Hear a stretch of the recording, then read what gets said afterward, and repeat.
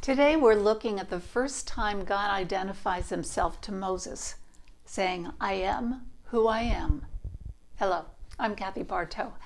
In Exodus chapter 3, God reveals himself to Moses in the burning bush. God tells Moses that he has heard the cry of the Israelites and wants Moses to bring his people out of Egypt. They had been enslaved by them for 400 years. Who was Moses?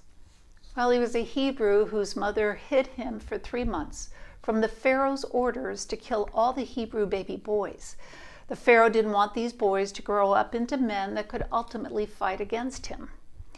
Unable to hide Moses any longer, his mother made him a little boat out of a reed basket sealed with tar and pitch and placed him in among the reeds on the banks of the Nile River. Not long after she had placed Moses there, the Pharaoh's daughter was going to the Nile River to bathe and saw baby Moses among the reeds. So she rescued him. Because she was not able to nurse him, she hired a Hebrew woman, unbeknownst to her, it was Moses' real mother, to nurse him.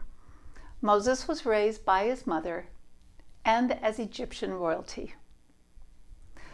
One day when Moses had grown, he saw an Egyptian slave master beating a Hebrew slave and killed the Egyptian. Exodus chapter 2 verse 12 tells us, looking this way and that and seeing no one, he killed the Egyptian and hid him in the sand. However, a Hebrew slave told on him, and when the Pharaoh found out, he tried to kill Moses. Fearing for his life, Moses fled Egypt and lived out in the desert of Midian for 40 years. During that time, Moses became a husband to Tharbis and Zipporah, and the father to Gershom and Eleazar. He also was a shepherd of his father-in-law Jethro's flock. Then one day, life changed forever for Moses. Listen to Exodus chapter 3, verses 1 through 5.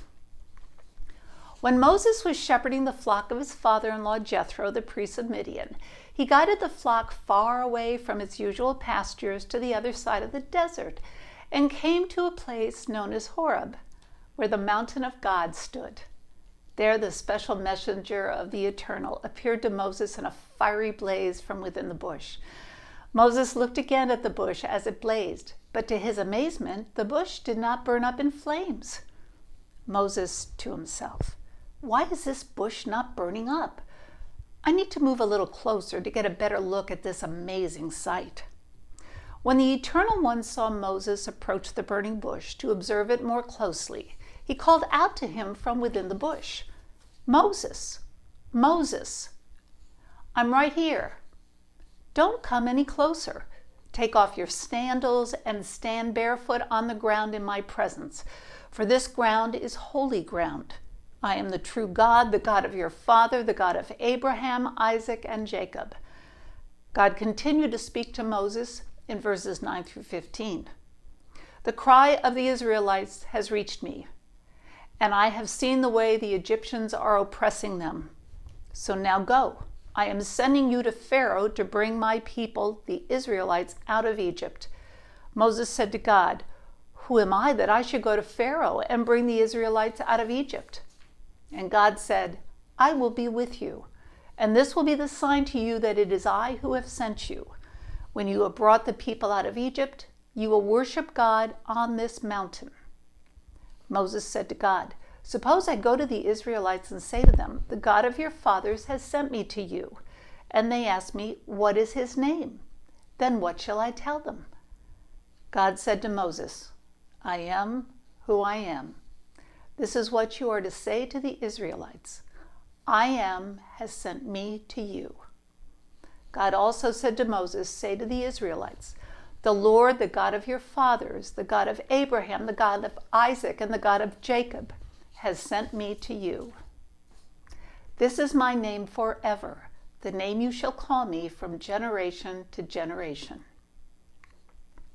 God tells Moses to say to the Israelites, I am has sent me to you. God is the I am, who is, who was, and who is to come, the eternal, unchanging, self-existent, the Alpha and the Omega, the first and the last, the beginning and the end. God is the creator and the sustainer of the universe, and everything that was ever created was created by him. The Almighty God is sovereign over all creation because he alone created it, the heavens and the earth. None of us is omniscient, omnipresent, omnipotent. Only I am is. Till next time, peace be with you.